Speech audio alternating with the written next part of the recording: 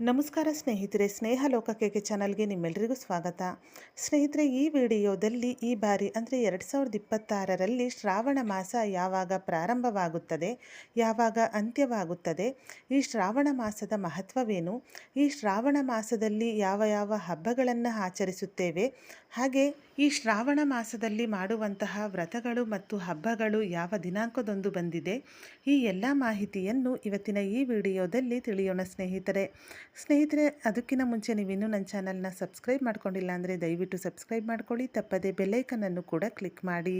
ಶ್ರಾವಣ ಮಾಸವು ಹಿಂದೂ ಪಂಚಾಂಗದ ಪ್ರಕಾರ 5ನೇ ಪವಿತ್ರ ತಿಂಗಳು.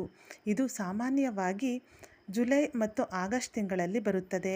ಈ ಶ್ರಾವಣ ಮಾಸದಲ್ಲಿ ವಿಶೇಷವಾಗಿ ಶಿವನನ್ನು ಪೂಜಿಸಲಾಗುತ್ತದೆ. ಶ್ರಾವಣ ಮಾಸವು ಶಿವನಿಗೆ ಅತ್ಯಂತ ಪ್ರಿಯವಾದ ತಿಂಗಳು. ಸೋಮವಾರದಂದು ವಿಶೇಷ ವ್ರತ ಮತ್ತು ಪೂಜೆಯನ್ನು ಮಾಡಲಾಗುತ್ತದೆ. ಇನ್ನು ಈ ಶ್ರಾವಣ ಮಾಸದಲ್ಲಿ ಯಾವ ಹಬ್ಬಗಳು ಬರುತ್ತವೆ ಎಂದರೆ, ಈ ಶ್ರಾವಣ ಮಾಸದಲ್ಲಿ ನಾಗರ ಪಂಚಮಿ ಹಬ್ಬವನ್ನು ಆಚರಿಸುತ್ತೇವೆ, ವರಮಹಾಲಕ್ಷ್ಮಿ ಹಬ್ಬವನ್ನು ಆಚರಿಸುತ್ತೇವೆ, ಜೊತೆಗೆ ರಕ್ಷಾಬಂಧನವನ್ನು ಈ ತಿಂಗಳು ಆಚರಿಸಲಾಗುತ್ತದೆ. ಈ ಎಲ್ಲ ಹಬ್ಬಗಳು ಯಾವ ಯಾವ ದಿನಾಂಕದಂದು ಬಂದಿದೆ ಎಂಬ ಮಾಹಿತಿಯನ್ನು ಕೂಡ ಈ ವಿಡಿಯೋದಲ್ಲಿ ತಿಳಿಯೋಣ. ಮಾಸಗಳಲ್ಲಿಯೇ ಶ್ರಾವಣ ಮಾಸವು ಅತ್ಯಂತ ಶ್ರೇಷ್ಠವಾದದ್ದು. ಈ ತಿಂಗಳಲ್ಲಿ ಶ್ರಾವಣ ಶಿವರಾತ್ರಿಯನ್ನು ಆಚರಿಸಲಾಗುತ್ತದೆ. ಶ್ರಾವಣದಲ್ಲಿ ಶಿವನನ್ನು ಆರಾಧಿಸಿದರೆ ಶುಭ ಫಲವು ದೊರೆಯುತ್ತದೆ. ಧರ್ಮಗ್ರಂಥಗಳಲ್ಲಿ ಶ್ರಾವಣ ಮಾಸವನ್ನು ಅತ್ಯಂತ ಪವಿತ್ರವೆಂದು ಹೇಳಲಾಗಿದೆ. ಶ್ರಾವಣ ತಿಂಗಳಲ್ಲಿ ಶಿವಭಕ್ತರು ಕಠಿಣ ಉಪವಾಸವನ್ನು ಆಚರಿಸಿ ಶಿವನನ್ನು ಪೂಜೆ ಮಾಡುತ್ತಾರೆ.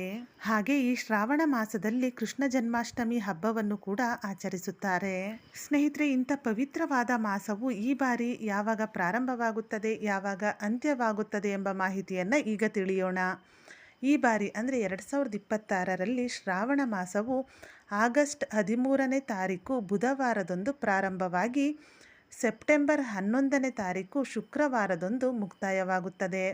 ಆಗಸ್ಟ್ 13ನೇ ತಾರೀಕು ಬುಧವಾರ ಪ್ರಾರಂಭವಾಗಿ ಸೆಪ್ಟೆಂಬರ್ 11ನೇ ತಾರೀಕು ಶುಕ್ರವಾರದಂದು ಈ ಒಂದು ಶ್ರಾವಣ ಮಾಸವು ಮುಕ್ತಾಯವಾಗುತ್ತದೆ. ಇನ್ನು ಈ ಒಂದು ಮಾಸದಲ್ಲಿ ಬರುವ ಹಬ್ಬಗಳು ಯಾವ ದಿನಾಂಕದಂದು ಬಂದಿದೆ ಎಂದರೆ, ಈ ಮಾಸದಲ್ಲಿ ನಾಗರ ಪಂಚಮಿ ಹಬ್ಬವನ್ನು ಆಚರಿಸುತ್ತೇವೆ. ನಾಗರ ಪಂಚಮಿ ಹಬ್ಬವು ಆಗಸ್ಟ್ 17ನೇ ತಾರೀಕು ಬಂದಿದೆ. ಹಾಗೆ ವರಮಹಾಲಕ್ಷ್ಮಿ ಹಬ್ಬವು ಆಗಸ್ಟ್ 21ನೇ ತಾರೀಕಿನಂದು ಆಚರಿಸುತ್ತೇವೆ. ಜೊತೆಗೆ ರಕ್ಷಾಬಂಧನ ಹಬ್ಬವನ್ನು ಸೆಪ್ಟೆಂಬರ್ 11ನೇ ತಾರೀಕು ಆಚರಿಸುತ್ತೇವೆ. ಈ ಶ್ರಾವಣ ಮಾಸದಲ್ಲಿ ಬರುವ ಎಲ್ಲ ದಿನಗಳು ತುಂಬ ವಿಶೇಷವಾಗಿರುತ್ತದೆ. ಸೋಮವಾರದಂದು ಪರಶಿವನನ್ನು ತಪ್ಪದೆ ಆರಾಧಿಸಬೇಕು. ಮಂಗಳವಾರದಂದು ಮನೆಯಲ್ಲಿ ಮಹಿಳೆಯರು ಕುಟುಂಬದ ಸದಸ್ಯರ ಉತ್ತಮ ಆರೋಗ್ಯಕ್ಕಾಗಿ ಗೌರಿ ಪೂಜೆಯನ್ನು ಮಾಡುತ್ತಾರೆ. ಬುಧವಾರದಂದು ಭಗವಾನ್ ವಿಷ್ಣು ಮತ್ತು ಕೃಷ್ಣನ ಇನ್ನೊಂದು ಅವತಾರವಾದ ವಿಠಲನನ್ನು ಈ ದಿನ ಆರಾಧಿಸಬೇಕು. ಹಾಗೆ ಗುರುವಾರದಂದು ಶ್ರಾವಣ ಮಾಸದ ಗುರುವಾರದಂದು ಬುಧ ಮತ್ತು ಗುರುವನ್ನು ಪೂಜಿಸಬೇಕು. ಶುಕ್ರವಾರದಂದು ಲಕ್ಷ್ಮಿ ಮತ್ತು ತುಳಸಿಯನ್ನು ಭಕ್ತಿಯಿಂದ ಪೂಜಿಸಿ. ಇನ್ನು ಶನಿವಾರ, ಶ್ರಾವಣ ಮಾಸದ ಈ ದಿನವನ್ನು ಶ್ರಾವಣ ಶನಿವಾರ ಅಥವಾ ಸಂಪತ್ ಶನಿವಾರವೆಂದು ಕರೆಯಲಾಗುತ್ತದೆ.